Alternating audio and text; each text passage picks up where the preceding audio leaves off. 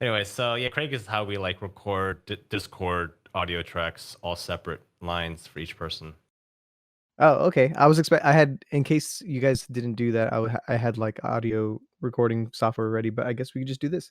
Yeah. Oh, okay. You're the Oh. first guest to offer, and thank you. Yeah. Thank you. I have been a part of recording stuff like I have like a bunch of friends that do like reaction YouTube stuff, like to Reddit Mhm. posts or whatever. So I'm so used to just having a separate audio track ready for them and then messaging him the MP3 nice. file.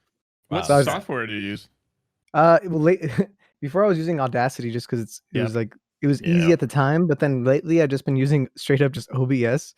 Yeah, that's what I use. Record- OBS is just fine. I've just been using OBS because I was like, you know what, this is basically the same thing, and it goes straight to MP3, and like it's a smaller file.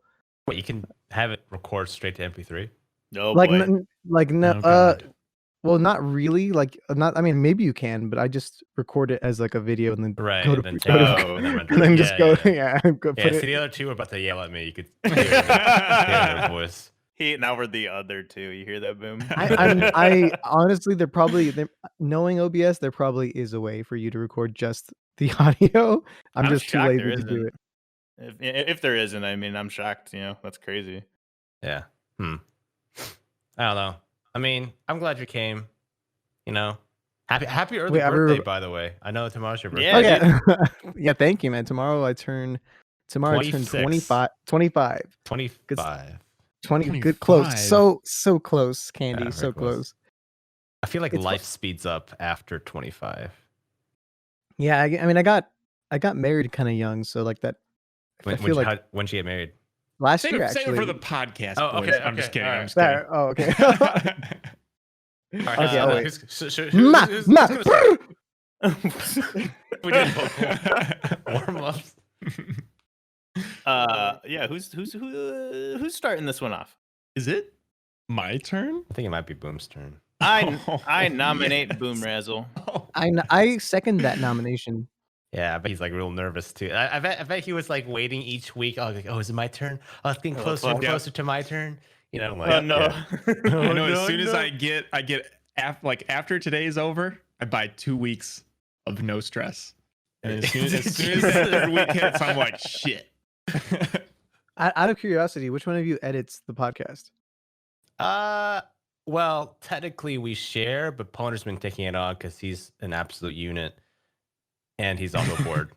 So he's been doing a lot of it. I do the thumbnails, and I think Boom does. What do you do, Boom? Wow. What you saying if you do here, Boom? Yeah, I do After Effects typically, but Oh, that's Poner right, that's right. literally put the world on his back. Big final question, actually, just before I guess, have we started? We haven't. Right? No. Well, yeah, not officially. Is this like a PG podcast? Are no words allowed? Like, I think Yeah. the rule that we've kind of been working under is like keep it down, especially in the beginning, because like it seems like Yeah. if there's like big words at the beginning of a YouTube video, they're like, nope, you.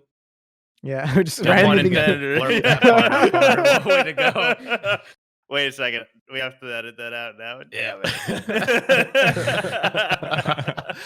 Jesus, self-sabotaging. Yeah. No, So but it's welcome. you know about that, right? No, I know. algorithm? I know. Yeah. Yeah, there's also like a thing now where you have to like when you put like I want to monetize this video. Right, the self-certify. Yeah, you have to basically be like, did you cuss in the first minute? You naughty yeah. boy. You have to Dirty, say dirty that? man. It does say Yeah. that. It says It's you like naughty customs, little boy. dude. It's like you're traveling to like Europe or something. You gotta like declare the goods. Like it's Let's save it for the podcast. I will cuss right. 1 minute after, right on the dot. right. Just start Yeah, unloading. you got a stopwatch. All right, Boom. All right, let me kick this thing off. All right, ladies and gentlemen, welcome back to the 3 Stack Podcast. I'm Boom Razzle and joined once again by my 2 favorite co-hosts, Huge Poner and Candy Roo. And we are joined by a particularly special birthday boy this week, the Macro Show. Hi, Macro. How are you doing? I'm Hi, doing Macro. good. Thank you. Thank you Hi, for having Macro. me. It's a pleasure to be a Right? part of the beginnings of your guys' podcast. We're like, how many episodes are we in now? 5? This is number 6. This It's is not like it's been 6? an eternity. If there was like a first season, I'm in the first season. You know, this is technically the first season. Yeah. I'm actually retiring after the season. Oh, really? wow. Macro, you want Poner spot? Wait, what? Why they have to kill off Poner? He was my favorite character. Poner dies in the season finale. Spoiler alert. Boom always has Wow. plot armor. He just keeps getting out of situations alive. So I'm glad you're here, Macro. For those that don't know, Macro has a killer, awesome YouTube channel, and you're also on Twitch. I guess do you want to tell the audience a little bit about what you do, what it is you sure. do on the YouTube, like what type of content you make? Yeah, I mean, basically, I try to be a variety content creator that just does basic guides on the different legends of Apex, but in general, it's just these videos are just for any game that I'm in the mood to make a video on. So I started with Overwatch, moved on to Apex, but in between, I did every single game you could possibly think of that was Pokemon. at one point. Yeah, I even made a Pokemon video when Pokemon Sword and Shield came out. Wow. Yeah, like the videos, obviously they tend to do a lot better when they're like the main video game that everyone thinks that like they know me for. But I always try to keep it on the variety side. You do pretty good for yourself, honestly. I try, dude. Dude, you do insane. Like, I don't know, maybe this is too early to get into it, but like, how do you achieve like variety? Like, do you wake up in the morning and like how do you ascend? I mean, that's a legit question that a lot of content creators are I actually about. Yeah. No, actually that was actually a big thing for me when I was making my YouTube channel. Like I went in, like when I first made my channel, the biggest game that at the time, or at least for me, was Overwatch, right?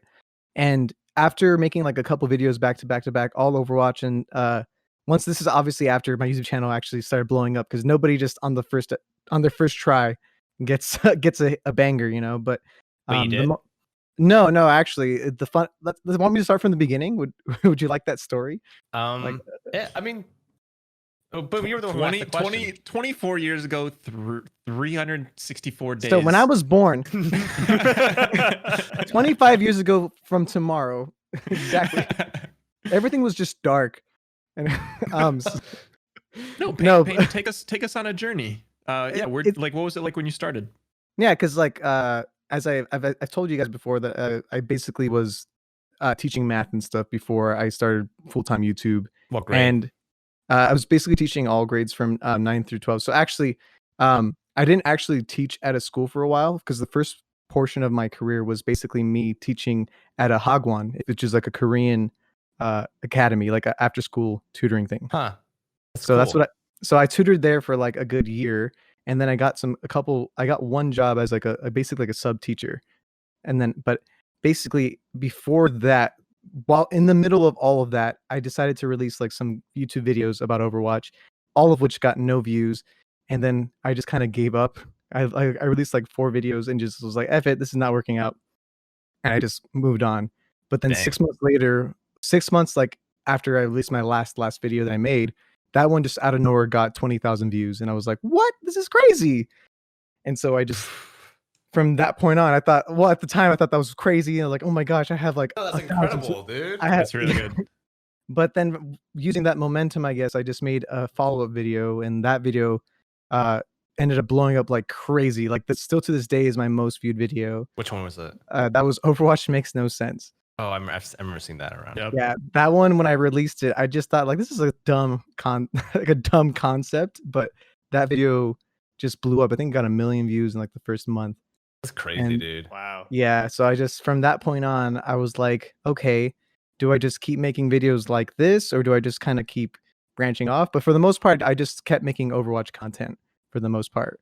So, and I think when I think it was Boom, you just asked like, how'd you achieve variety? And that was like the biggest thing I wanted to do, because I knew going in I could probably maintain good viewership the whole way through if I just keep making Overwatch content after content, right? Yeah. But right in the back of my mind, I never wanted to be known as like an Overwatch YouTuber. I wanted to immediately branch off. So the moment like I think Fortnite was blowing up, I did a Fortnite video and did like a couple Fortnite videos in between. Curious. That one did pretty well when I released. Because at that point it was like my second I have a series on my channel called For Noobs, which is essentially like for dummies.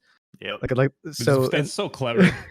it worked out really well because at least on the bright side is like that's like I feel like a lot of people, they want to have like their own like title for their videos, but they can't get that because everyone just like starts copying each other and stuff. They just copy whatever the trend is. So like but I got lucky with this one because I feel like when you see that, you know exactly whose video it is. Like it's this guy's, it's Macro's video. There's That's not a really ton cool. of copycats. Not really, not in a way like not in the way that like for example that Punch kid .exe. always Oh my he always Yeah, Dude, I he was always about to has- say that. Yeah, we're yeah all he thinking always complains he always complains about that to me, going like it's like he wants to title his videos like .exe because that's his thing, but then you already have like 50 copycats uploading like loba.exe a day after she came out. Like it's insane. Yeah. It's like unfair, but I guess the reason why people aren't copycatting it that much is because the style of my content is a little more like, it's a little more detailed and like going over each character in detail for the most part. Yeah. So if they had to copy it, they'd have to go like pretty hard to do Yeah. it, which Hmm. I wouldn't mind. like- I'm not yeah. I don't own the copyright for. I mean, I probably shouldn't tell people, but I don't. Like, it's, You don't, do you? But like, if some people, if you wanted to copy it, they would know. Like, everyone would probably go in their comment section and be like, "You copying this guy," you know. Yeah. But yeah, but from that point on, I just, in between Overwatch videos, I just uploaded a non-Overwatch video. Like that was my goal, like an Overwatch video, then a non-Overwatch video, an Overwatch video, like to maintain my viewership, and then a non-one, back and forth, like until I got kind of tired of Overwatch, and then Apex came out right on time. So I was like, Apex video, non-Apex video. Like that's what I've been doing basically. I find like a main That's game super and then smart. yeah. Like to almost like train. I don't want to say use the word train, but in a way, like train your audience or have them get used to you seeing you Yep. put out other stuff. Like I think Aculite does a pretty good job of doing a similar thing. Like he's Who? Aculite. He's like another Oh yeah, okay. I just didn't hear you. yeah, Aculite. So like he's really good with doing that. But I don't know. It's something a lot of YouTubers struggle with. Is I like think it's like Macro was saying, the big thing when like as a consumer of content, I subscribe to someone based off the last couple things I've seen them do, and like you're basically setting an expectation, and like Right. if like Macro set that expectation early on, then like that's like what his audience will always know to expect, and as long as you keep delivering that, that's great, man. That's smart. I mean, yeah, but there's always going to be those people that are like, "Where's the Apex? Like, you know, like where's Oh, the jeez. Overwatch? Where's Right. the Apex? Where's the blank?" But for Sure, yeah. the most part, everyone is just, now it's more just like, "Where's the next For Noobs video going to be?" Like they're just more curious of what that next video is going to be on. They don't care what the topic is as long as I go over it. Which is that was the dream. That was like always the dream, was to just not be put in a box. The downside, I never got to meet Jeff Kaplan, which really sucks. But oh, darn. Who's Jeff Kaplan? He's the creator of Overwatch, and a lot of big Overwatch content creators usually end up like getting invited to like Blizzard HQ and stuff. But I feel like I never really went all in on Overwatch. He was Oh. like Macro, that variety YouTuber. What were you saying, Candy? I was gonna say, you know what? I feel a Macro. Like I did Overwatch back in the day, and my channel was, grew off of Overwatch, but never like blew up or anything. I think at most I would get like 20K views per video, like for like a regular video. Sure, I would get more for some videos, but like, don't worry, I never got invited anywhere either. I'm a loser like you. No, and I mean like the thing that I've always known is that like it's gonna always, not just for like obviously for Overwatch, but even for Apex Legends, I don't get invited to anything for Apex either. Like Did they invite And you last year to That's crazy. in September to the season 3 thing? Did you even No, get they an email at did not. least? Oh, I didn't get an email. I didn't get anything. The only thing I got invited to was Twitch Rivals this year, which is super awesome, and that was great. Like that was my. wait, you got invited to the Code Red tournament, didn't you? Or was that? I did not get invited to the Code Red tournament. Oh. But it's fine. They usually prefer pros anyway. Like they prefer That's true. people that are. They don't want to give someone like a bot. Like I was basically at the time, I was like barely in diamond. I don't know. I feel like everyone else was predator. It's like Oh, you played unfair. with Wig, I think. We got second place. Yeah, we got second place overall. It was Yeah, you Wig guys did good. and Madness. They just trained me. They're like, listen to this. You're just gonna do whatever I say. I'm like, okay. Like holding onto their hands like a little child. I was Watson, just like build a fence here and here. Okay. It's like I'm just doing whatever they say, man. Boom. I feel like we went on a tangent. What was your question? The story, the story of macro, or something. Yeah, like achieving variety. Okay. I guess to expand on that, because when I'm in your chat, like, and you're playing the different game, it does seem like, of course, there's, some people who are, maybe it's like disrespectful to be like, oh, are you gonna play this today, even though you're clearly doing something different. Do you ever feel like if you're on a different game, it's like, sure, there's gonna be pull through and people who just want to watch you regardless, but do you ever feel like, hey, I'm with like the Overwatch group now, or then I'm with the Apex group or the Smash group or whatever? Do you ever feel like it's like you return, like your audience shifts? I do feel like my audience definitely shifts. Less with Apex. I feel like Apex is the thing that everyone just at this point is like, yeah, if he's playing that, I'll watch. But if I play anything else, it's like I have it's like for example, I was just playing Rainbow Six Siege today because I was just bombarded with a lot of requests for the past couple 2 weeks, honestly, just like a bunch of people saying R6, please, Rainbow Six, come on. And I was like, fine, I'll play it again. And it's like I had a whole different chat at that point. Like it was Right. like even some of my mods that like they show up for everything for the most part, but they're more active with different games too. Like you can tell which games get them excited to watch. Some people just don't like watching Apex, but they love watching Valorant, or they don't like watching Valorant, but they love watching Rainbow Six. It just all these different things. The one that always I definitely have the smallest audience on, but I still like playing is definitely Smash Brothers. But it makes sense why it's the smallest.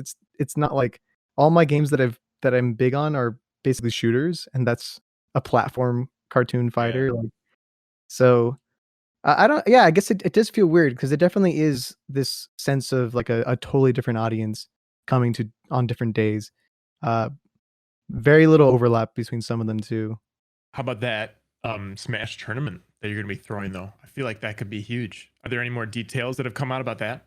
It could be huge. The biggest thing that I'm worrying more about is just the logistics. Like if you ever run a tournament before, you need to have people. Because in theory, say you have like even just 200 people show up, you would have to have a bunch of different like judges just spectating the beginning matches to confirm like this person won this match and he's moving up to the next, like up in the bracket, right? So imagine if I didn't have that, it was just me handling 200-person tournament, I'd have to watch every single match, and that's like impossible. So so that's my biggest thing that I'm looking for right now is just people, they call them TOs, the tournament like officials, to just help with that. So I have a couple people that have like sent in basically resumes via Twitter DMs and stuff, just like, hey, I've done this, or I've never done it before, but I would love to try, because it's really not that hard. It's just more just like watch these guys, make sure that no one's cheating, no one's like intentionally like lag spiking, because it's online too, which is way different. So yeah, it could be big. It could be big. It could be big. Like, let's back up though. What is the tournament? We like went into that tournament you're holding. Like, oh yeah, talk sorry. a little bit more about that. I called it the. What are you talking about? So I good. Thank you for that. My bad. No, you're good, man.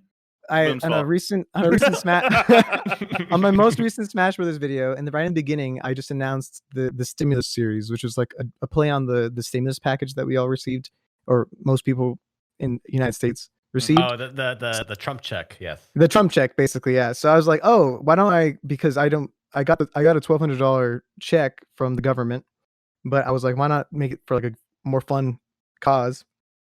And I called this tournament the stimulus series. And the idea behind it was like, okay, we can host a tournament online for Smash Brothers, and the winning top 8 will split a $1,200 prize. And that's like the minimum prize. I can obviously get sponsors if it gets hype enough, gets big enough, and that can increase the prize pool. But yeah, the reason why I called it the Stimulus series and not just like a Smash name or something like that is because eventually I've been begging, like dying to host Apex tournaments, like just tournaments in general. Like I hate the fact that Apex Legends doesn't have that access for content creators to make custom games, because I would be hosting monthly tournaments like on the regular and like casting them, getting people to help cast, and just like it's just something I personally don't think I'm that great at Apex, and I'm never going to achieve like Predator, but I definitely think I understand the competitive side of Apex and would love to host like big tournaments. And that's why, like, if I keep the name going, like this is the Stimulus series, this time it's for Apex, and like the prize is always like $1,200, which like that could be like the running joke at that point. I mean, yeah, dude, like we've actually talked about that in the past. The only person that we're aware of who has their own Apex server is Zilbrad. Yeah, And I've I think heard about it's that. yeah, and I think it's partially just because like where he lives and like they don't have their own infrastructure there, but I think legally for Respawn, they sold the rights to host all tournaments through another organization called GLL.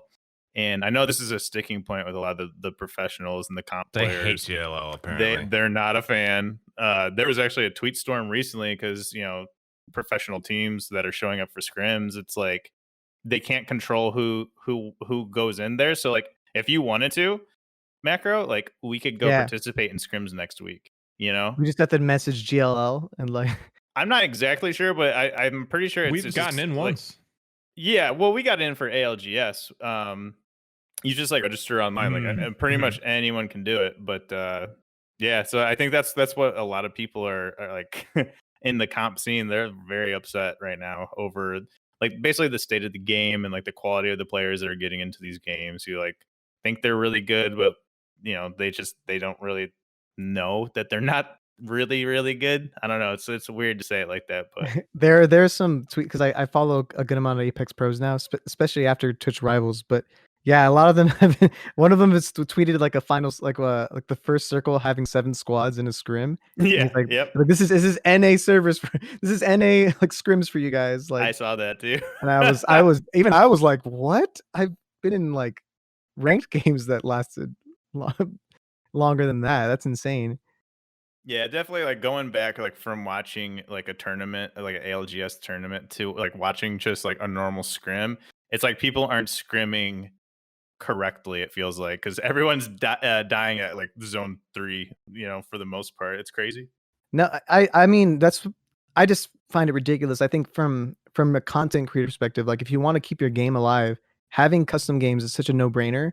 Like it took Overwatch almost like a year and a half to like implement their own custom games. There has to be some like reasonable reason, right? Like I don't know. It just, to me, it just sounds so obvious, like imagine being able to play with your subs like a big 60 all your subs are just playing in like one match with you. That's Obviously true. they can stream snipe you, but the goal would be like, let's just have fun, like land together, not in the same spot obviously, but like just this match, everyone there knows you and like wants to kill you and stuff. It's like that sounds like fun. Like I don't know. Custom game modes would be huge, but it doesn't sound or look like it'll ever happen, unfortunately. He's so cute when he like announces he's in here. The thing is, it's so sad because like, well, I guess we could put this in post, like the sound effect of Craig popping in now recording, because I recorded that bit on my OBS. It'd be kind of cool to put that. It's so creepy. You got to include why we're like mad at Craig and his existence. That's a good point. The sentient being, he knows we're talking trash about him. By the way, Connor, how's that file looking? I'm pulling them right now. Da-da-da-da-da. Technical difficulties. That was the McDonald's theme song, wasn't it? It was. Man, I love McDonald's. We know. I have a love-hate relationship with McDonald's. Really? Why's that? Because like whenever I want it, I get it because it's cheap and like whatever, it's right there. But then I regret immediately after eating it. Like you feel gross. I feel disgusting. I've never felt. The other day I had McNuggets, and I mean they taste so good and like they feel good. And what then kind of sauce? I get everything. The buffalo, the sweet and sour. You asked for all the barbecue. Sauces? I get one of each. They just go here. I like dipping in different flavor. Really? Where? What? At my McDonald's, you have to pay for, like, if you get more than 2, I think. Oh, I mean, they just kind of threw it in the bag. I was like, "Can I get one of every sauce?" And they're like, "Okay." Nice. So I guess I got the good McDonald's. Hell yeah. You do, man. Dude, Candy's got a really nice McDonald's. Yeah, I thought Candy's was the good McDonald's, but turns out it's not Candy. No, it is me. It's still me. What's so good about your McDonald's?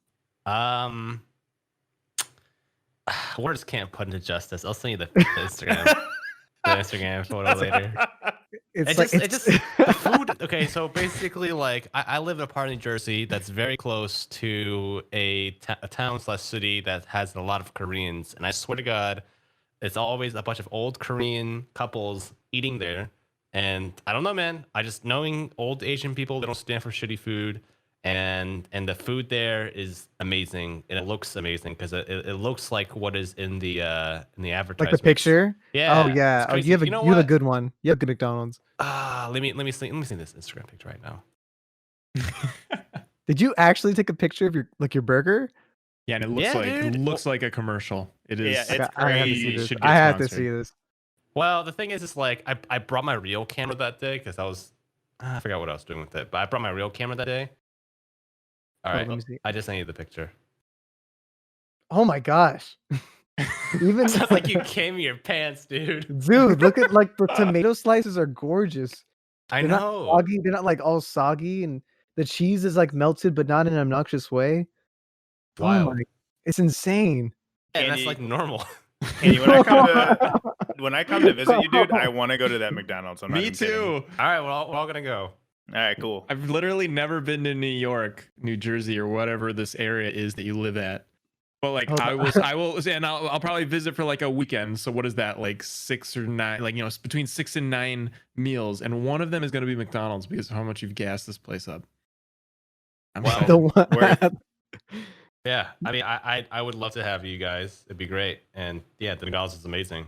Watch it be like completely terrible by the time you guys come around, because like, you know, for whatever reason, like new management or something, we sit down and you're like, Candy, this doesn't taste very good. Candy, It tastes like regular McDonald's candy. Candy tastes like a dry old shoe. Candy just starts like tearing up when he sees the bad burger. But wait, guys! I swear it was good. I swear, it was just right here. Poner, This was hardly picturesque. Good. I think we're fine. If you would like to continue on with this podcast episode. I Oh, honestly this is it. forgot.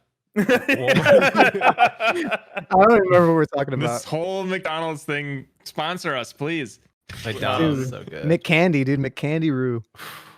Wow. He just sounds like Irish now. Yeah, kind of. Pretty sure. We left off. We were talking about custom servers. Custom Oh, servers. yeah. I don't know. Like, I think the pros need it more than I do. I mean, as a True. content creator, like, it'd be fun to have, but I don't know. I don't know. I don't see Zobrad using it for every single one of his videos, but I'd imagine the pros could really get a kick out of it because they need it. You know?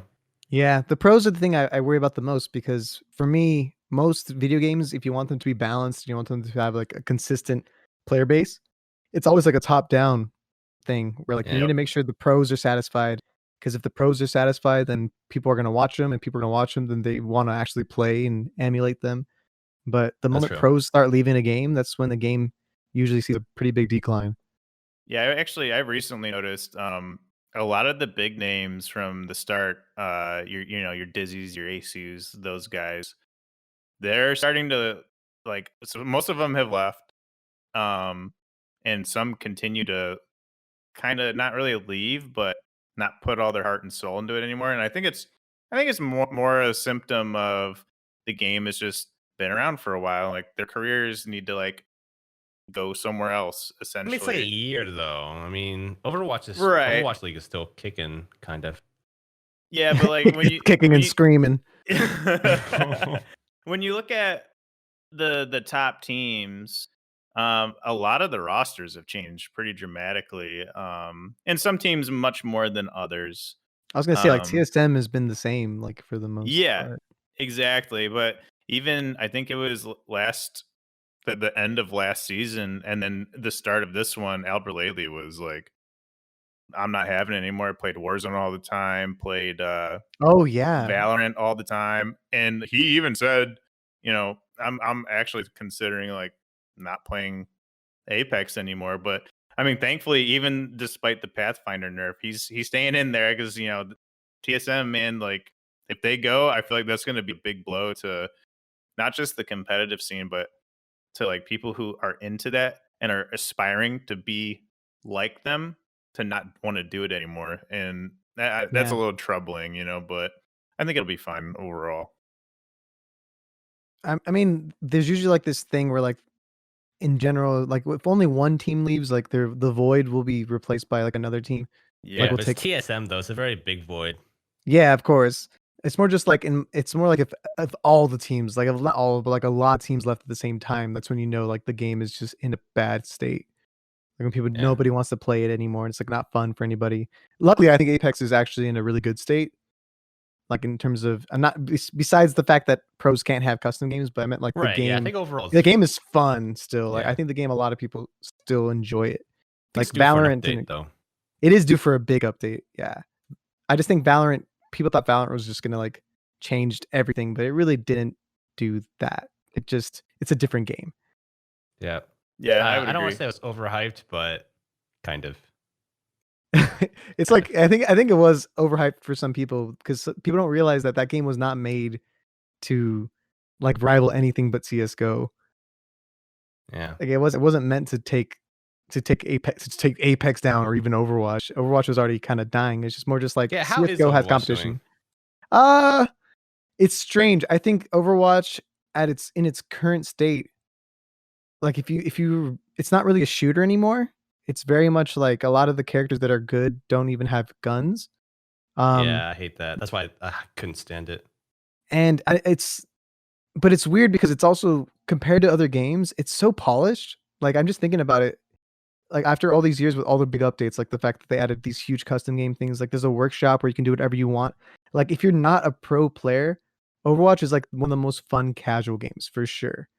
Like that's what I would put it. Because I feel like the only downside is like if you're playing it on a pro level, yeah, it's just not worth your time anymore. But if you're just playing it as just a game, like if you want to just have fun with your friends and stuff, it's still a great game. It's still one of the best games out there. It's just if you want to go like try to rank up or go pro in it, it's not I don't think it's worth your time anymore. Yeah, I mean, I remember like I don't know when the Overwatch League first came out, it was like what 8 million per sponsored like seats Yeah, it or was whatever it was for a a team. lot. I just wonder if those companies ever got like a return on their investment, like, or do they feel burned? Like it's only been like a handful of years since that, and it's like, god damn, dude, like. I wonder too because the funny part is like I think the Overwatch League from a like spectator perspective was actually really well done. Like they did a great job, but they had full on actual like camera crews and stuff with good casters. Like the whole thing just Yeah, looked the so production was professional. really good. Yeah. The production was really good, but then the thing that sucked was at one point there was like a whole season where it was goats. You know what goats was, Candy? Yeah, I It remember. was just it was just like the same team composition for about So for those who don't know, it's shoot, I forgot the acronym. it's Basically, Ryan, everyone got tanks. yeah, it's Reinhardt, Zarya, Diva, and then 3 supports. So it was Lucio, Zenyatta, and Brigitte. And you could replace Zenyatta with like Moira, and you could replace Diva with Sombra. But So besides basically, that, just out tank, yeah. out heal everybody. Yeah, basically. And so that just got boring from a spectator perspective. Because even though it's gorgeous looking, like when you're watching it, it makes sense even if you've never played Overwatch because it's so well done. It's just if you care about the game, it's like not fun to watch. So I don't know. As someone that's never played Overwatch, but I kind of know about it. Every time I've ever tuned into like any stream of it, I've got no idea what the hell's going on. There's It's people very like chaotic. flying There's a all lot over of the visual place. information. Yeah, there's people flying up in the sky and like I don't know. Like I feel like I would need to play it for a couple of days before I knew what the hell was going on. You know, that's fair. Yeah. Yeah, as opposed to like Apex, it's like okay, it's 3v3 and you shoot guns at people. That's true. That's about it. I do remember when competitive Overwatch first came out, and I'm not even talking about Overwatch League, but like a big complaint for people, spectators was like they were like, dude, this is like hard to watch. Like, you know, like they had like put in a lot of like custom like they had to update the game to have like camera controls that like made the game look good. The game, I now I'm thinking about it, like the statement that it's like easy to understand. That's not true. You have to have basic knowledge of Overwatch to even grasp what's going on. But I do think that from what I meant more was just like I think Overwatch League's production was just so polished and like they literally had all the angles and stuff like down that it like even though it was all chaotic, you at least kind of had an idea of what the heck was going on. Like one team's here, one team's hacking over here, and like who's winning, who's not, and like, I don't know. I thought it was at one point I really was into Overwatch League. Lately, I just don't care. I feel like Apex kind of had a bit of that magic with the Poland preseason invitational. Do you guys remember Yeah. that? Like they Oh, had yeah. like Yeah. When the was that? stadium. When was that? I don't know, like last summer, I think. Yeah, it was Did you- almost a year ago.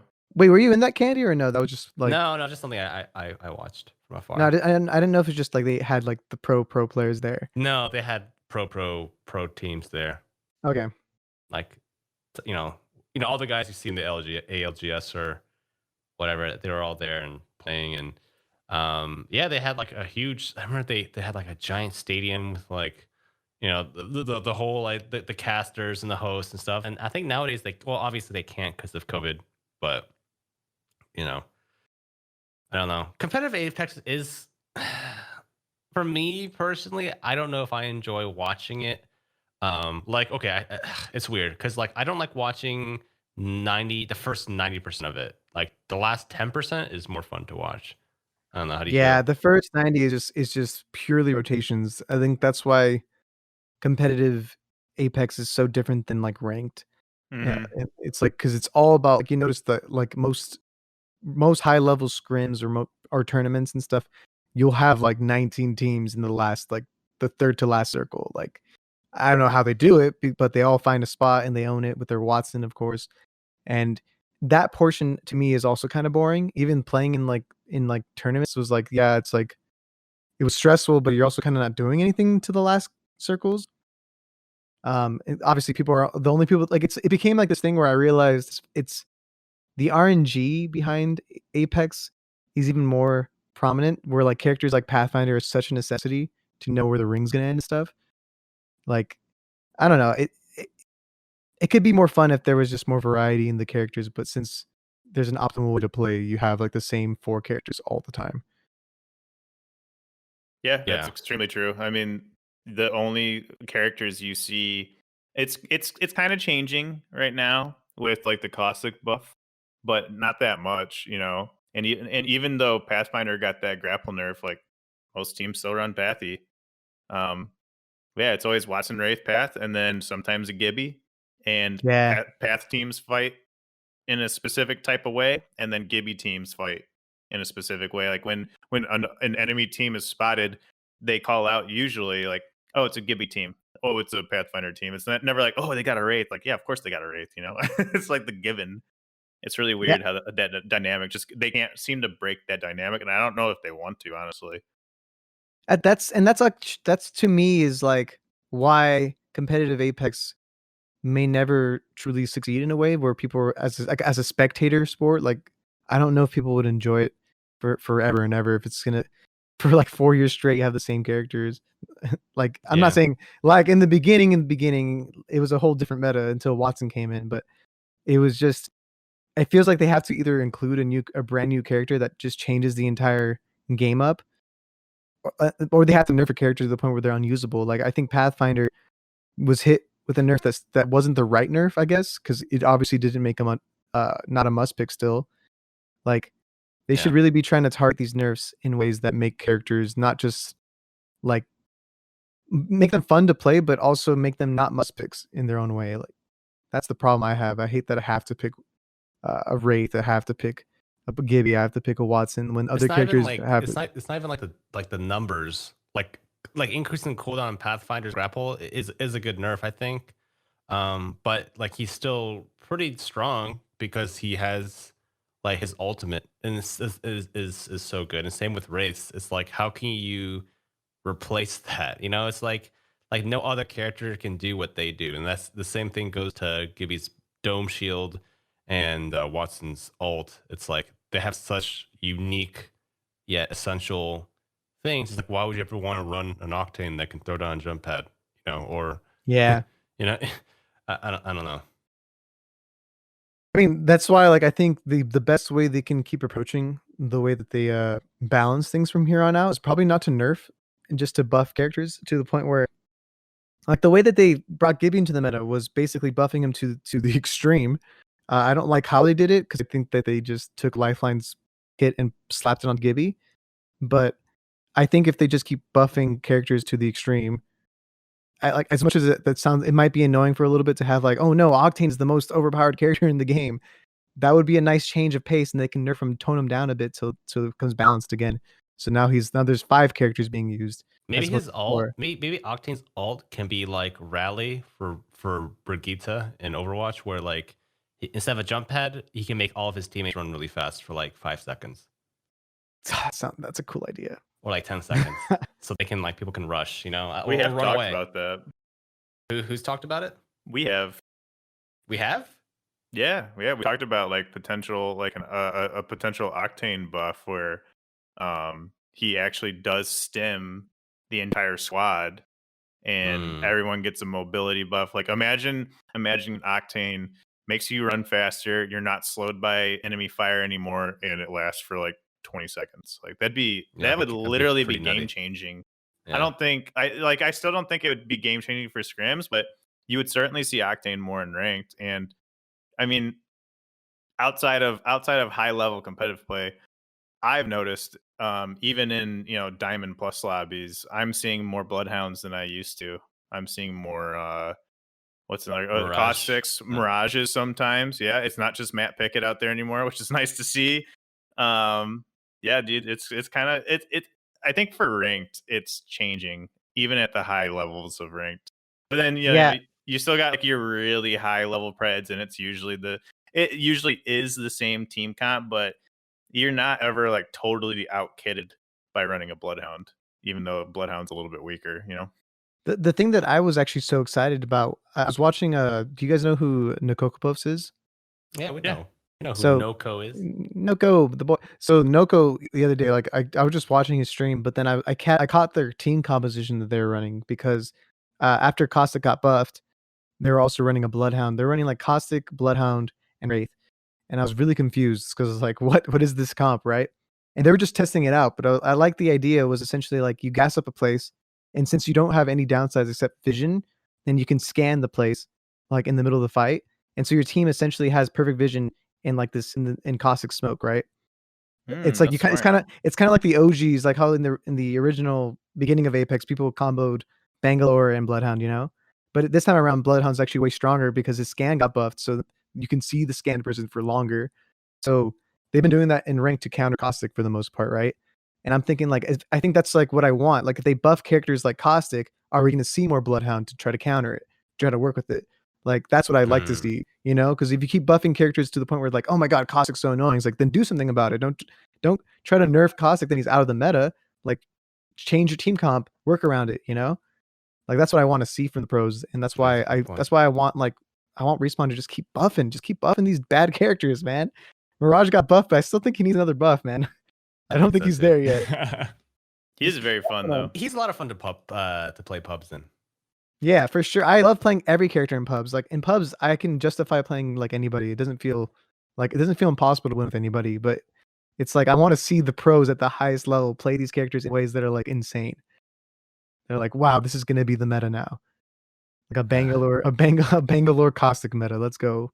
I'm so sad that Revenant was such a letdown. I thought he'd be like amazing. And Loba is kind of fun, but I don't think she's like game breaking either. You know, I don't know. Yeah. It feels like they're too scared to release characters that they might think are too overpowered, you know? Like every character with the exception, like I feel like after they released Watson and they saw how game breaking Watson was, they like released characters and have slowly just buffed them. Like Crypto was released and he wasn't that great either, so they had to buff him like multiple times. And then same thing with like Revenant, it was just the most useless released character. They gave him they launched him with what's the thing called, low profile. Yep. Oh my god. Oh my I know. Like they launched the guy who didn't have a good kid in the first place with low profile. It's like, dude, why are you guys so afraid of releasing broken characters? You guys just have to balance. Like my rule of thumb is just let everything be broken. Like let it be broken for like literally let it be broken for like a week. Like it sucks. Everybody's playing Revenant. Like good. That means he's actually being better than like the other characters. That's the point. Like why would you want? Yeah. From a content creator standpoint, I agree. I've said this a million times before, but like I feel like with Revenant, it didn't even feel like they released a new character because he was so weak, no one played him, and I didn't want to play him. So it's like, did they really release a new character? Yes, but not really. And then you look Yeah. at other changes they've implemented, like when Charge Rifle came out. That gun was Oh my god. insanely overpowered for what It it was. was. Oh And my it was gosh, it super was. annoying. But I prefer, honestly, though, I prefer that to like a really weak weapon release, though. Yes, completely agreed. Sentinel. Sentinel. Yep. Yeah. Yeah. Sentinel. How fast was that turnaround for the charge rifle? Like how long? It took a while, actually, like a month. Yeah, it was like it was like 3 weeks. But I feel like I would say. I feel like a month is their fastest turnaround for either a buff or a nerf. I think that they're pretty hands off and like they want to come off as very intentional with their changes. Yeah. Whereas in Overwatch, kind of the thing that now like puts a hamper on it for me is like I remember seeing Overwatch and it looked like there were so many meta balance changes. It seemed like you were playing like the flavor of the week rather than like playing your favorite character. Like it was just like, okay, here's the pile of things that are broken, and the things that are broken are now very underpowered. I always remember seeing that on the subreddit. They would like somebody would do a breakdown of like each character's like here's how it's changed. And it was like constantly being tinkered with, which it's I don't know, it definitely has its own advantage. I think I wish that Respawn was a little bit more quick to act with like buffs and nerfs. Dude, you know what game that reminds me of what you just said is Realm Royale. Did you ever play that, Macro? Oh my god. I made Realm Royale for noobs, bro. Okay. Oh, did he? Dude, so Realm Royale, I've never played a game where I would log in on like the next week after release, and it was like the forge is completely different. The hunter's bow is like a total different damage model. Like, what's your take on that? No, yeah, it was actually because I made the video on it. It was actually hilarious that when I uploaded it, how many things had changed. like from the moment I started playing it and got my footage, I was like, cool. I spent like a couple of days editing, and they like, oh, and then someone in the chat would be like, that character doesn't do that anymore, or like that forge doesn't work like that, or like, oh, they changed that now. And just like, and people still come in the video sometimes and like go like, oh man, this is like a flash, this is like a throwback. None of this isn't in the game anymore. Like I'm like, the game is unrecognizable apparently. It was like I remember. I think Candy, we played it pretty religiously for I liked that couple game. weeks. It was so fun. We hit it hard. Yeah, it was fun. It was fun, but I'll never forget. It was like one time I logged in. And the forge was completely different. How you got materials to forge stuff was completely different.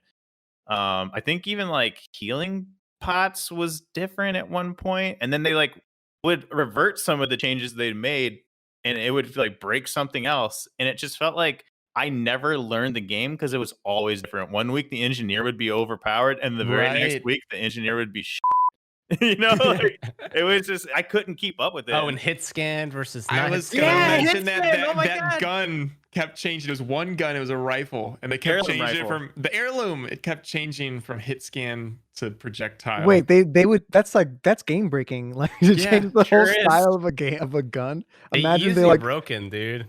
That sounds dumb. Imagine like next week Respawn's like longbow's now hit scan. Like, oh god. Settle down, Satan. Don't get dude. Watch them do that now. Realm Royale, dude. You can still play it. People still play it, dude. Yeah. Okay. So I'm looking at the stats. It's 1,305 players playing it right now, concurrently 41 minutes ago. The 24-hour peak is 2137, so 2,000. That's not bad considering that the game didn't have like a successful launch in the first place. Yeah. Its all-time peak was 100K, so successful to some extent. But yeah, I guess like I don't know. I feel like that company just it's a bad rap. They're the guys that made Paladins, and everyone knows how Paladin. Yeah. It's just like Paladins. I know a lot of people really liked it, but you could not deny it's like direct comparisons to Overwatch. So the same thing happened when the Realm Royale came out. Like no one could take it seriously. Paladin's doing okay. It's doing better than Realm. It's doing 15K is the 24-hour peak. Wow, that's actually not. That's actually insane. That's I've been surprising. debating. So talk about variety. I've been wanting to play Paladins. I've actually never played it, and I would love to just It play looks it. like a good time. It just looks silly. Yo, Destiny 2 is making a comeback. I'm looking at the Steam charts. So number 1 CS:GO, 2 is Dota 2, 3 is Destiny 2, and it's Destiny like peaking 2? up. Yeah, it's like spiking right now. Is it free? They did something. Didn't they just did- port it to Steam? Or they did I don't even something to know. it. So they made Destiny 2 free on Steam after it basically got really bad reviews, and then they That's huge.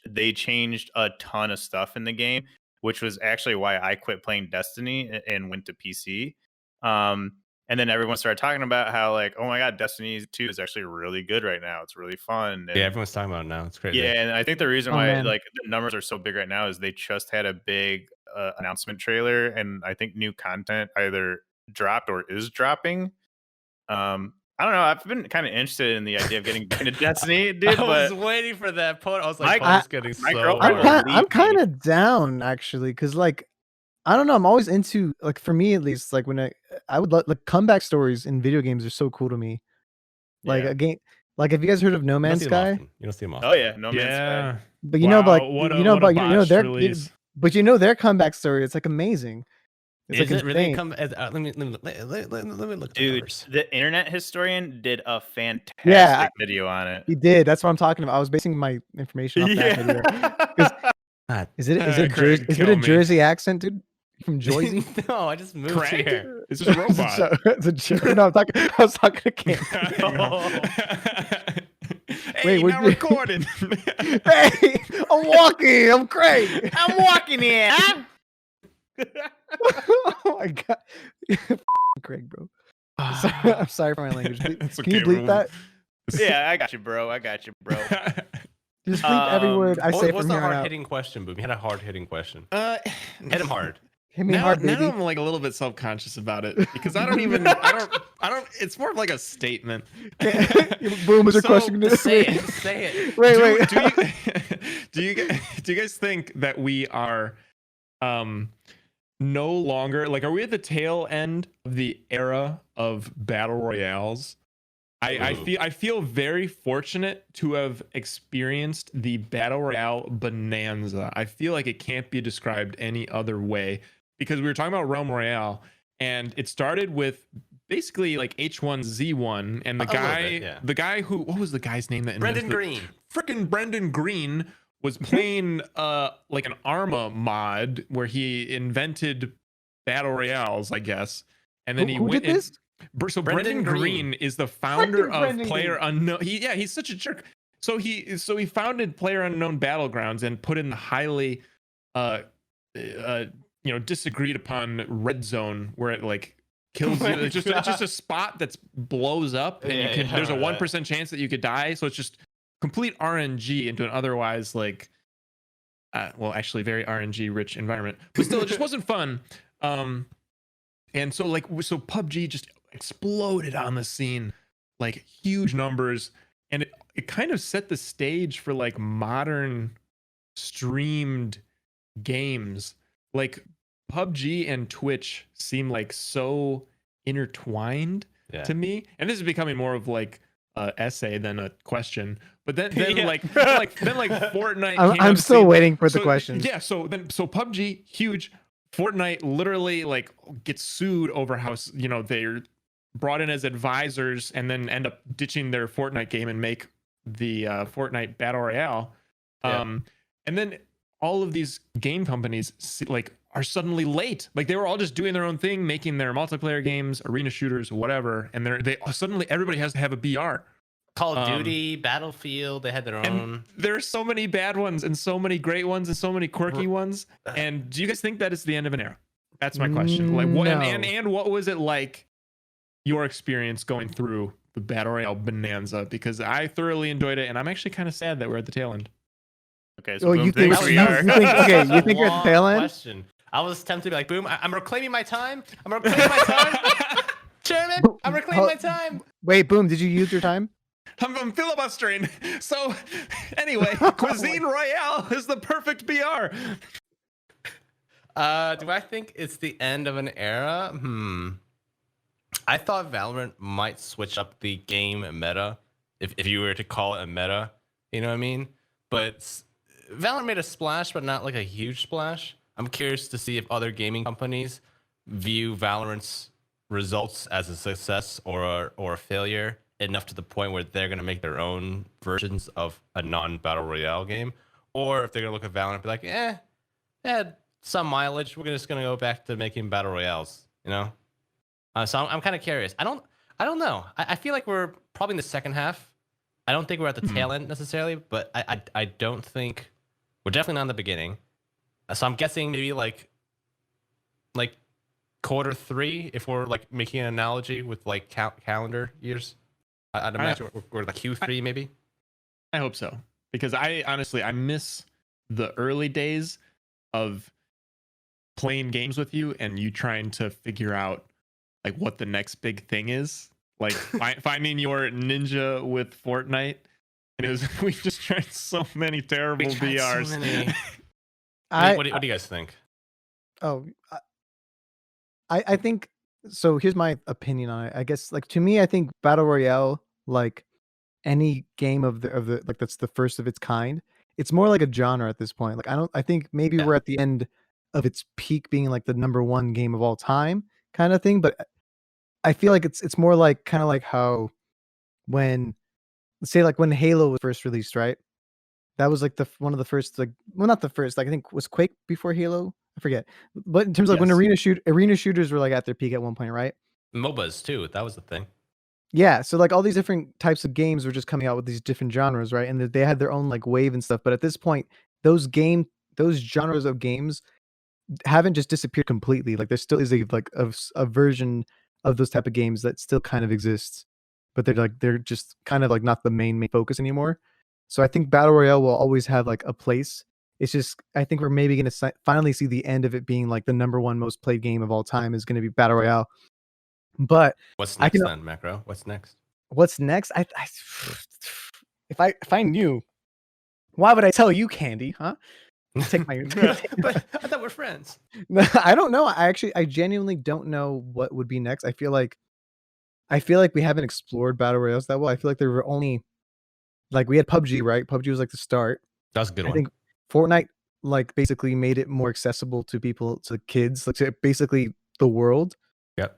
I think Apex made it more like good. Like I think Apex made battle royales like actually like I'd say Apex know. is the third most popular battle royale right now. Fourth is PUBG, Yeah. first is Fortnite, and second is probably Warzone. Warzone. I just think Warzone is fits in the same category as like Fortnite to me, where it just made it more accessible again.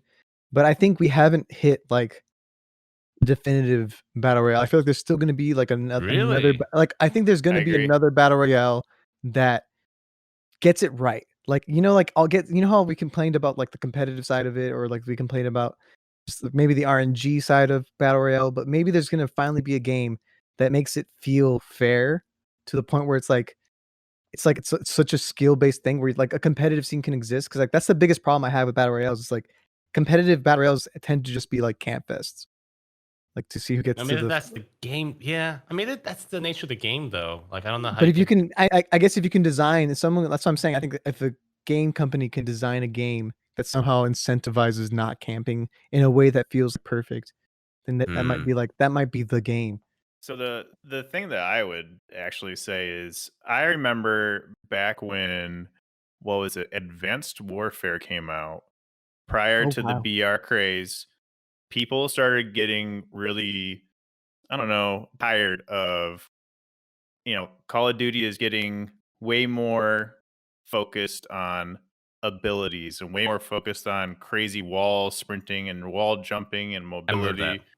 Yeah, and then Call of Duty responded and said, "Okay, how about we go back to a World War I era Call of Duty?" And people really like that. And I've seen BRs kind of do the same thing where I can only name like one honest to God BR where every player is the same and the loot may be random, but that's about it. Like other than that, everyone has the same advantage, the same abilities, if there are even abilities. And that's, I go back to battlegrounds. So I agree with Macro. I think that the next big BR is coming. I don't know when it's going to happen, but I can promise you that it'll be more like battlegrounds and it won't have abilities, and the professional scene will have I guess not the professional scene, but like the game will have a smaller skill ceiling and make it feel more fair to average players, and like it won't make them fear like, oh man, it's like a 3 stack of the best players in the game. It's like, well, okay, we just throw nades at them and hope they hit or whatever. But like Yeah, Watson Apex, doesn't exist here. yeah, but like Apex, you throw you if you take 3 guys just randomly who are like low diamond or platinum and put them against another team of like actual professionals, they will never win ever in a straight up fight. It's just not going to happen. But like in PUBG, it was more than possible. You just peek a corner right, and boom, you get a knock, and your team wins. So I feel like that's what's going to eventually happen. But there's always going to be that ability / ultimate based BR and shooter game. I feel like people have a hard on for like class-based shooters though. Like, or not just class-based games, like everyone likes to main something. Like I'm just thinking of like Overwatch and Paladins and even just Dota or League of Legends and Apex. I don't know. I wonder if it's more like, do we as like as an audience want class-based shooters, or do companies just know how much money you can make because you have you have your game you can sell, but then you have all these individual characters you can sell like merchandise for, and like That's a fair point. because that's Big what I brain. think about too. Because like part of me is like, man, back in the day, like my favorite game of all time was Halo 3, and it's still to this day like the memories I have from Halo 3 are like like I don't know, they're still up there in terms of my memories I've had in gaming. But there was never like a character based thing, or everyone was just Master Chief essentially, or you're like a Spartan, Yep. whatever. And he had very minimal customization.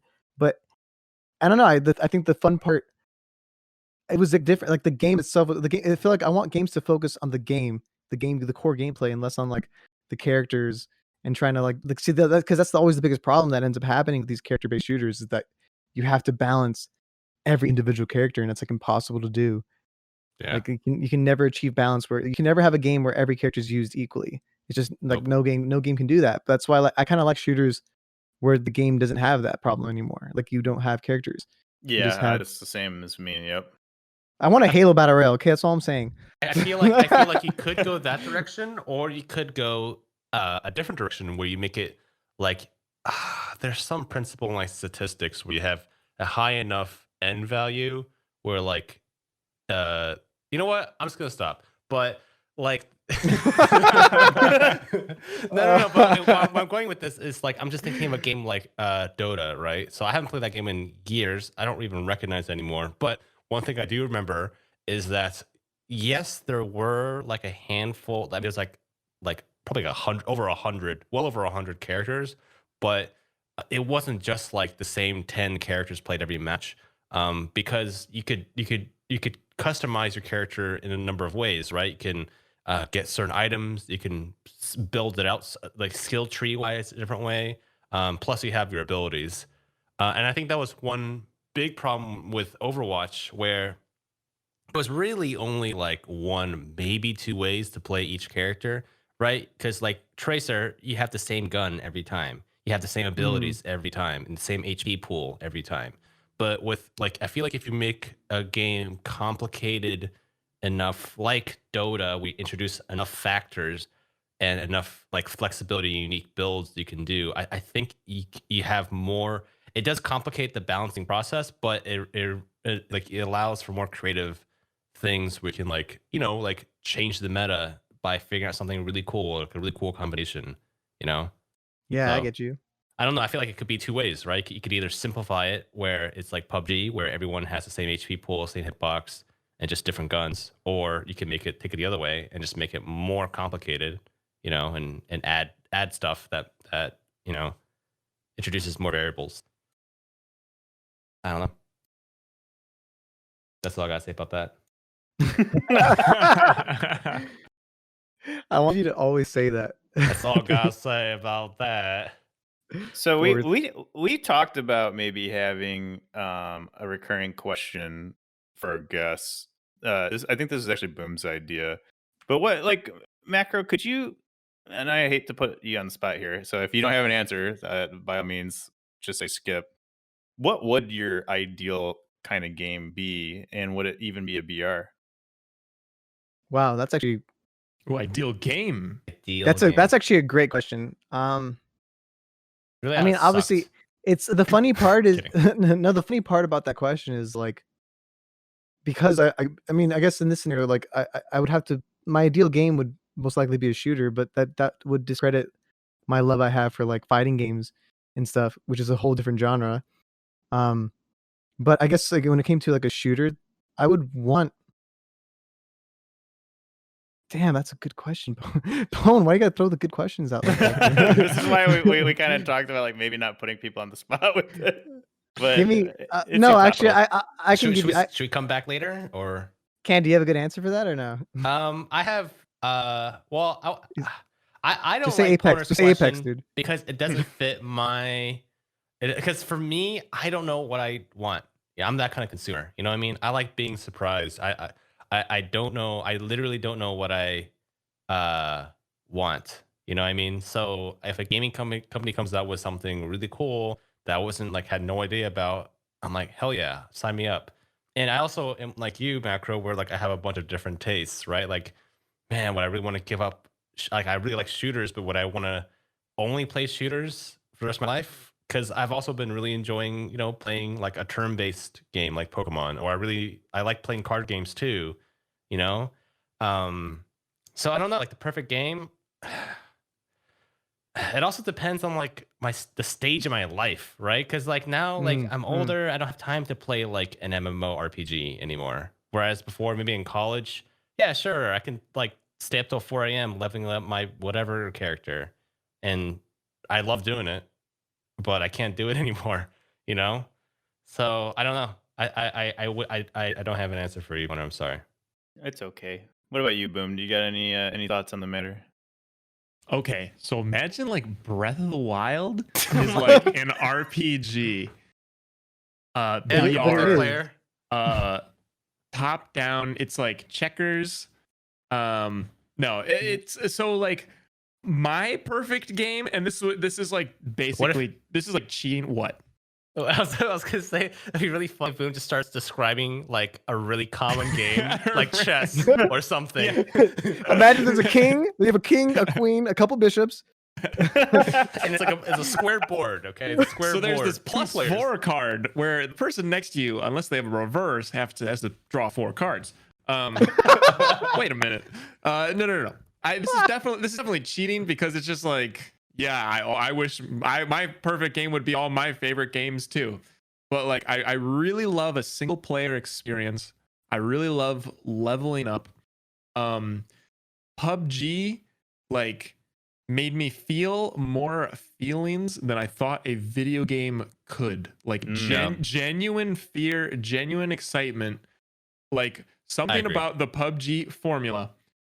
I had never been worse at a game and wanted to play it more than PlayerUnknown's Battlegrounds. I didn't get my first win until 50 hours in. And the first time I won at that game, I played it for 1,300 hours. I remember my first win. It was out by the like the docks area. There's a specific those little like outhouses that they have out there. It's like kind of by the mountain, on the mountain, the original Erangel mountain. Okay. Like the sniper mountain. So kind of like the ocean side of the tall mountain. There's the shack right at the base of it. Boom, I'm gonna level. I'm gonna level with you. Never played PUBG, but keep going. It is incredible. So anyway, the details of this map. No. So like if there was a way to like choose whether or not I want a single player offline experience or like battle royale is super special. Like maybe am I describing like Destiny? Holy dude, cow. you know what you should play? you should play DayZ. I think that might be a good fit. Yeah, I think I tried it once and it was scary and my computer couldn't handle it. Scary. But the sad thing is that, dude, the sad thing is like some of these games kind of come and go. Yeah. So speaking of coming and going, PUBG, guess how many current players it has right now? Concurrent. 150,000? 22,000. 96,324. Okay, you guys are all off. It's 62,000. That's not bad. Oh, that's good. Really good. What are you talking about? It used to be like 500,000. Yeah, but but come on, like there's so many games that came out way after it, and it's still popping. Well, I Mhm. don't know, dude. Because looking at it, Free games too. Counter Strike has 500,000. Dota 2 is still kicking it with Bro, it's 288. CS:GO. CS:GO is a beast, and you know it. Like PUBG was a That's beast. insane to me. PUBG no, was a beast. no, but CS:GO has been a beast since like for longer than PUBG's been around too. Like Yeah. Yeah, but CS:GO and League are like they're in the league of their own. Like quite literally, no pun intended. Mhm. Like League of PUBG, Legends I and feel like PUBG. PUBG could have been that though, and that's what's disappointing. I feel like Fortnite is Yes. probably like the Yes. CS:GO of BRs. PUBG could have been that, but it didn't. It was mismanaged. It was yeah. It was built. I get you. I on get you. infrastructure of spaghetti. It's just I like spaghetti. poor foundation. Well, it's delicious food, but terrible On foundation. top Yeah. of spaghetti, all covered with cheese. All right, after the song, Yeah. take that bit and just play it every time we start ending the podcast. every podcast. Mac, what are you doing here? Oh hey, actually, I have an answer now. Since Okay. I'm Good, gonna about steal time. Boom's. I'm gonna steal Boom's kind of idea of like Yeah. taking parts of my favorite games, of shooters. Like I would like to make a shooter game, but I don't think Battle Royale is my favorite genre of it. But the reason why I like Apex so much is I like the mechanics of it, and I understand that like it's based off Titanfall's movement, but Titanfall is a little too excessive, like to the point where like the skill ceiling is way too high. Yeah, you could literally like never touch the ground. Yeah. There's so many, and when you're playing Titanfall 2 against like people that have been playing it for years, it's not fun. Like it's genuinely not fun because like they're so good. It's you can't. But say you have Apex's movement, like I love their movement and I like the way the gun play feels. So you have Apex's movement, but in a like arena shooter style type game.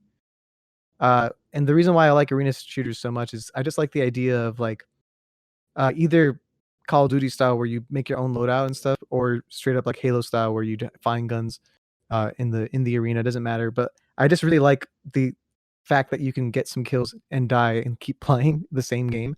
I like as much as I like Apex dying. It's like it's a whole thing. You have to go back in. It's like it's a process. I like just playing. Yeah, that's true. And the biggest thing that I want, because the thing that once again like I love Apex, but I also loved Halo so much. But the reason why I liked Halo so much was its creativity with the Forge mode. I just liked making Oh maps. yeah. So like if you can get me the sandbox, like I just want Apex's movement and the guns, but I want the sandbox of like a Halo Forge almost, right? And I want to just be able to make cool maps that you can just like see yourself like grappling around on and just like do all these cool things. But yeah, that would be like a dream game for me if Respawn can just work on a on a non-Titanfall arena shooter. Like that'd be really fun. I mean, honestly, that almost sounds like Destiny, but with a Forge mode. If I'm being honest with you, it sounds a lot similar. It's insane that Bungie could make a game and not put a Forge mode in it. Like, Yeah, it's I like feel that. I can't believe Bungie just fell off the map for me, man. They used to be like the best developer in my brain, and now they're like not even up there. Kind of like Bethesda, dude. They fell off hard. We still love you though, Bethesda. Bungie. I mean, I still love them for what they created in the past. For but, sure. You know, you can't. But their current state is just like it's embarrassing, dude. Come on, step it up. But that's my dream game. Hmm. I had another really good like question. Boom. Do you remember this question? I don't remember my question. What? Why does- no, we're talking about like outro questions, right? And I was like, oh man. Okay, Macro. If you won the lottery, Yes! like $100 million, like not chump change, like $1 million, it's like you get a house and then you're like out of money. See, I'm Like, not crazy. I'm not crazy. If you Boom win like numbers. the mega millions, I do remember Candy. I listened to 100 you. million? I listened to you, bro. If you say you win 100 million after taxes, you just get the pile of cash. What would you do with it? Damn. Would you still make 2 videos? Let's start there. Yeah, I would. think, I would. think you can't- I would. Go ahead. I would move from a 1 week structure to a every other week structure for sure. Because now I have a lot more time. I would definitely still keep making YouTube content, but I feel like my budget would have increased, so I can like hire people to help edit and stuff, make my life a little easier. Ooh. And I would just focus on streaming at that point because now I can afford to like just stream. But you can still do $1,200 tournament. I would. prize Oh, pools. I think the biggest thing I would want to do with that money. So, I'm very passionate about Smash Brothers in a way that's like I know I don't reflect it on my channel, but that's partially because like your boy got to make a living, and those videos don't do as well.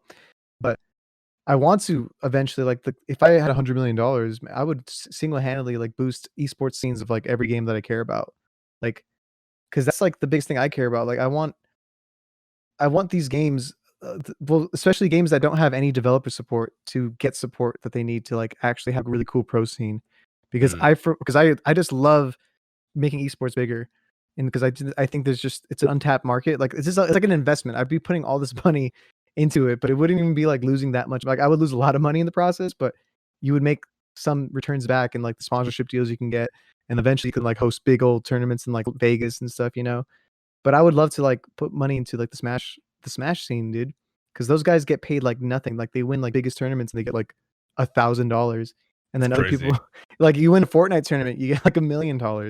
So even Apex has that problem. Like, $100,000 is nothing to scoff at, but the fact is, like, Fortnite has like weekly tournaments that are like that size. So I would pour the money into that. Obviously, this is all after buying, my parents a house, myself a house. Like, I don't want to. No, like everyone. That's like the obvious part. You're gonna make sure you're financially secure after you've made sure you and your family are financially secure for the rest of your life. You still have a good $50 million like left over. So that with that money, I would invest into esports. That's like my dream. My dream is always to cast. My dream is to cast esports. That's like what I want to do. That's such a good answer. It's so much better than Candy's answer. He was so what did Candy say? He was just like, I'm gonna get a golden yacht. Hey, you're not invited. Just not anymore. But a yacht at the job. Like, why does it have to be gold? I don't think gold's very good with seawater. I'd imagine it would corrode. Yeah. That's why I get a new one every like year or so. Oh my god. Let's see. What would I do with 100 million, man? That's a lot. But I still do YouTube. I think I would, but I don't know, man. You That's upload how less. you like your job. You would just upload less. That's what you like. I might upload less, but I still need something to do. I don't know. Yeah, I don't know if it would change my life much, honestly. Like, I'm just gonna be very real. Like, I'm very like low maintenance, whatever. Like, I stay the fuck inside all the time. You know what I mean? And like, I already have a house. And he eats McDonald's all the time. I was eat about to say, you could buy that Korean McDonald's. You could be a franchisee. That's like a headache, dude. What if once I take over, it just goes to shit? Like just everything just goes downhill. I don't know, man. The burgers look so bad now ever since Candy took over. I just don't know if my life, like, I don't know if I would change much. I mean, sure, maybe like I'll travel more. Maybe I'll own like nicer stuff. Like maybe I'll buy a new car or whatever, like the car I always wanted. But I can't. Which is what car?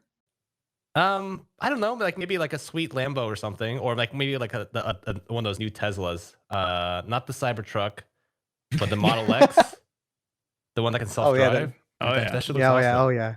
But anyway, I mean, things like that. So what I'm trying to say is, like, I mean, I'm not gonna go out and like buy 3 houses in Malibu and like have a private jet or anything. I don't know. I feel so basic. You know what I would do if I had $100 million? Please tell us. I would use it to troll people like all the time.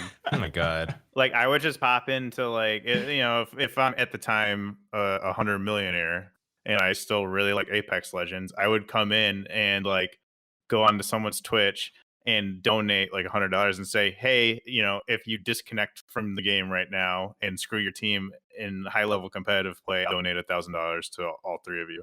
Or something like that, or like like in PUBG, Poner, he's legit.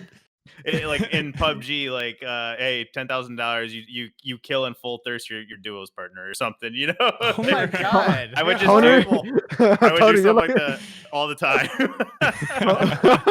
What if it becomes a problem, like something that devs have to address or something? the huge Poner problem. I get banned from Twitch donations. Poner, I'm just thinking about it. You're like the reverse Mr. Beast in the scenario. You're like, you're like paying people good money, but for the wrong reasons, and I love it. Exactly. That's so perfect. Dude, reverse Mr. Beast. That's awesome. Dude, the new Apex patch notes are out. It's like, oh, they banned Huge Poner, dude. in the passions. He's not I'm even so allowed to step thirsty foot. for a new update macro that we set a new pet. I past thought that. you were right. Oh, I'm Oh, sorry. you're being honest. Reddit. Okay, macro. Come in, podcast. I'm so sorry. God, Origin loading Candy. intensifies. This Dude, happened to us. I loved how Candy the other day was just like asking me a million times, just like, I need a video idea. Like that's how you know you're just like desperate for a patch. Ah, man. Dude, I've been It's- hearing that shit for 4 years now. Jeez. I'm new to the club. Yeah. Hey, Poner, come here. Can you just pose this way and help me find a devotion? Thanks, buddy. Is this a good title idea? The sponsor's gonna pay me in candy. Is that worth it? Should I accept 100 pounds of gummy bears as payment? Ooh, I that don't know, sounds great. Candy. 100 pounds of gummy bear. How many gummy bears is that? That sounds like a lot. I'm sure Google has this answer. Let me Google this. Conversion rates. I I'm know what I guessing would do. 100,000 gummy bears. What would you do with $100 million, Boom? I would do a streamer house. like Mm. Team 10. I would have like it'd be a big house. So maybe that'd be reckless with my money. Obviously, financially set up my family, but I thought I was going to If be I always so say that. cool. Of course. Caveat, but then the thing for me, streamer house, I would have like it'd be a big enough place to where there'd be literally a room, and it'd be like a nice room, and it'd be labeled like Huge Poner. And he could come over and literally like it'll have like an awesome computer in it, like a bed and a little mini fridge, stocked with like, you know, like glass bottle Mexican Coke, and it'll just be like a gamer house, man, with like quad gigabyte internet. All right, so who's The going to be in your works. gamer house, Boom? Everybody. There'll be like so many rooms like labeled. Literally everyone. Yes. Label? Yeah, like be like, Candy, you're in Poner's bed again. I like the way it smells. So I looked up Big surprise 100-pound gummy bears. I can't figure out the conversion rate, but I discovered that there's such thing as a 27-pound giant gummy bear. You can actually buy this off of Amazon. Oh, so it's just 4 gummy bears. Well, yeah, I mean they're giant. It's $130 for this giant 27-pound gummy bear. Candy, Amazing. I know what I'm gonna do with my $100 million now. I'm gonna buy those gummy bears. And you're gonna fill up Boom's gamer house with it. Exactly. Ooh, that'll be like a housewarming. That'd be perfect. I'm gonna put those Nick opens the humongous. door. It's just like bricks coming out, gummy bricks. So to take it home, since I feel like we're asking like these high Dude, I questions never even got now. to ask Macro about like what it's like to be a teacher and stuff. Like we never got to talk about that. That's true. Do you want to No, you want to ask ask? him? Oh, We got You it right don't- here. I don't want to ask him. Do you want Okay, well, to ask him? Poner, Okay. I'm shy. Poner, you want to ask him? Macro, what was Hey, it what's up? like to be a teacher, and did you enjoy it, or are you glad that you're no longer a teacher, or how do you feel about all this? You were I- in Korea. I wasn't in Korea. It was a Korean after school tutoring thing. Wait, so and- you were in Korea? no, I was actually offered to go to Korea though. That was actually pretty cool. What's Wait, Korea you're like? Korean? I'm not, okay, though that's our podcast. No, seriously No, though. So it's an interesting thing because I never wanted to be a teacher. Just ended up being like this thing where I got like, I just saw this one message first for like an ad to like, hey, you want to like tutor for real quick? And it's like, oh, I need a job. I'm about to graduate from college, right? And then I got into that, so I was like, okay, I'm gonna work on my credential. So like when I was just tutoring at the time, I was like working on my credential to become a math teacher because I realized, wow, math is really fun to teach, and I made it fun. And the cool part was that I was like still pretty young, and so even though like I was teaching high school students, it didn't feel like the age gap was there that much. Like I don't know, they kept me feeling pretty young. And it was, Yeah. it was nice. It was nice. I mean, I wasn't that old, but like I didn't know what the heck TikTok was. Like I think TikTok was just coming out, and I was just like, what is this? Or it was something else. It was like something stupid like that. But like the point is, when I was teaching it, I really just enjoyed trying my best to make a subject that normally 90% of people hate, like math. I was trying my best to make it as fun as possible and as like, Is that where the straightforward as quadratic possible. equation song came? well, that song I learned in high school myself, but it's more like I feel like the thing that I learned was because I hated math growing up and I hated like learning it. I feel like it was always so boring. But once I understood it, I was like, oh, it's not even that boring. I just think our teachers just don't they just don't know how to make it like a little bit more like straightforward and like give the correct examples, give the energy, So Yeah. that's why I really enjoyed teaching. But the reality also was that it was just kind of also not a well-paying job, and it wasn't my dream. Like I was like, okay, I could be a teacher, but like, is that what I wanted to do? And I really didn't know what I wanted to do. I just knew it wasn't that. So that's why I did YouTube, and that's why I'm glad I'm not doing that anymore. I'm not like I'm not no hate on teachers. Like the cool part about getting a degree before YouTube is that if YouTube just crashes and burns or my entire channel disappears overnight, it doesn't put me in a position where I'm like I have no skills, nothing at all.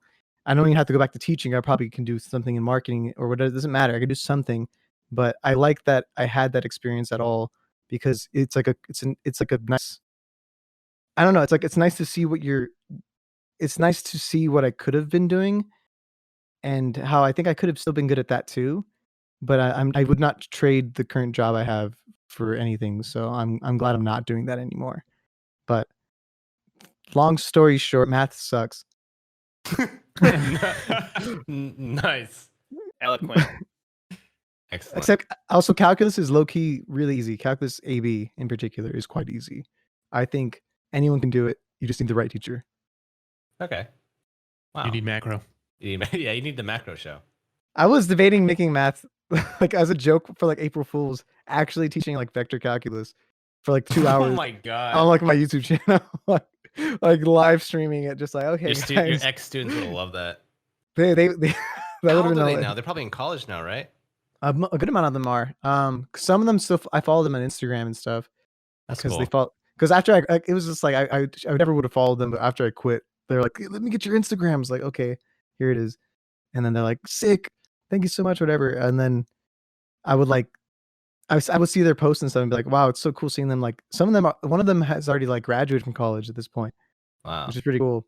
Because I taught for like a long time, like literally before I even graduated from college. So I was like 21, and now I'm 25. Jeez. So yeah, I think some of them just graduated or they're That's about to pretty graduate. impressive, honestly.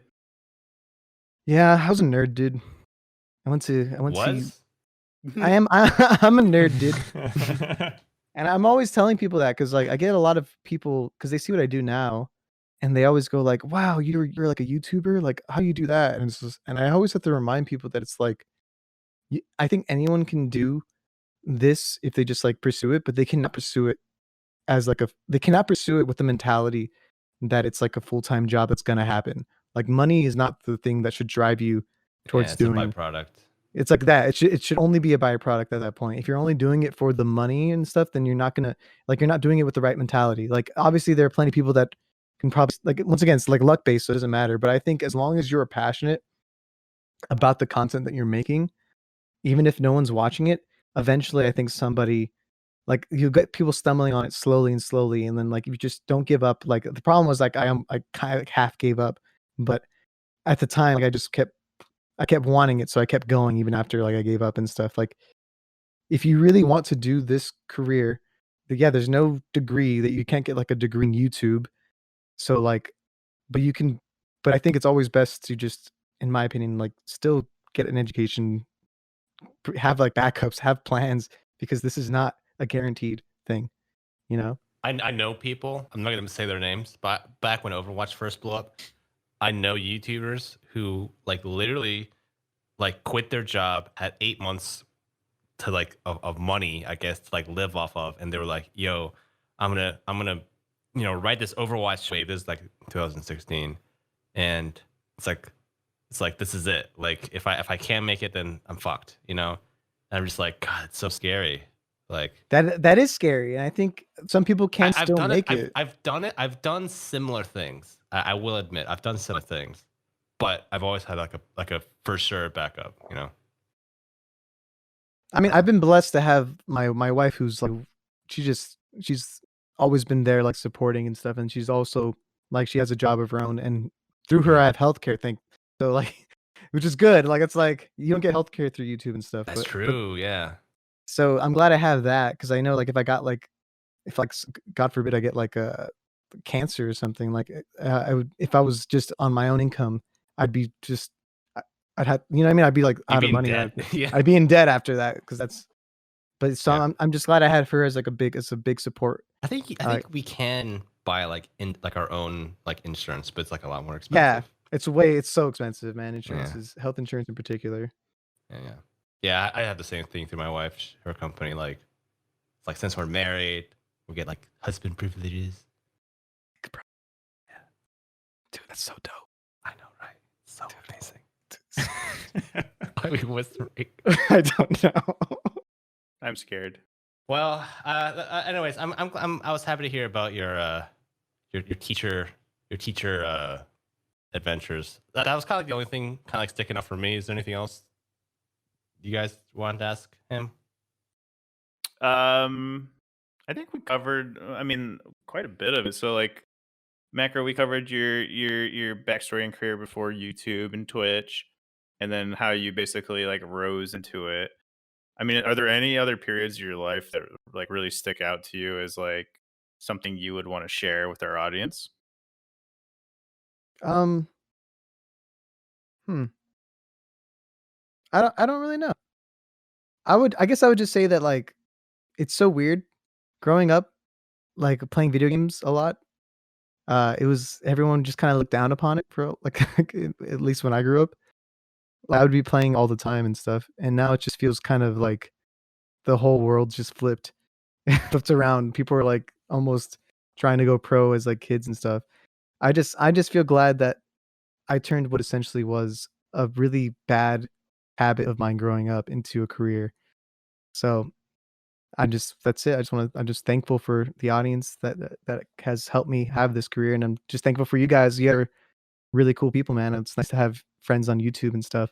Oh, Thanks, man. bro. Dude, you just made a great point. Like, if I could go back in time, like, let's say I have a time machine, I would go back in time as me today, Right. and confront my dad and be like, listen, stop telling him that video games aren't going to get him anywhere because dang it, he's going to have friends that it got somewhere. Like, all you're doing is stifling him. And he's going to have a podcast with dozens of subscribers. Dozens. Yeah, it's just wild, dude. Like, gosh. all the shit that like our parents, or at least in my age, I don't know about you guys as well, but like our parents who would say like, like, I don't know why you're playing all these video games, like get off them, like you're not gonna become anyone. And like nowadays it's like oh, it's like a big industry. My kid's 12 and he's good at Fortnite. All right, let's hire a Fortnite coach for him. Yeah, that's like a thing. Like, dude. what? But the thing is, I can't. As much as I like, want to blame my parents for everything. Like, I can't. I almost can't. I almost can't for this particular one, because like even I wouldn't have been able to guess that video games, esports, YouTube, Twitch would be what it is. You know what I mean? Yeah. Like I couldn't have seen this coming myself. So I don't know. Oh my gosh! Actually, I do have something to bring up now. Now that I thought about it. Please when do. When YouTube first started, I made a YouTube channel at the age of 12, and I made skits. Just like, do we have record of this? Do we have? I have records. Would you like to see them? Get Jamie pull hit me up. Hit me up in the DMs after. Okay, I'll hit you up in the DMs afterwards if you want to see them. Well, are they publicly available? They're publicly available. I lost the password to that account, so I can't delete them. Okay, Macro, this is important. Can we add the link to those videos in our video description on YouTube? Oh, for sure, dude. I'll find them. Send us your favorite. Send us your favorite. I guess I mentioned them in my like. I brought them up. Like, I actually reacted to them in my 100,000 subscriber special, because I mentioned that when I was 12, I made YouTube videos thinking like, maybe this could be something. Never happened, but it's kind of funny. Like it all comes back to that. So, wow. So here it is. I'll just send you a link via DM. Yeah. Excellent. Thank you so much. Who's talking? Is that Tom or Poner? God bless it.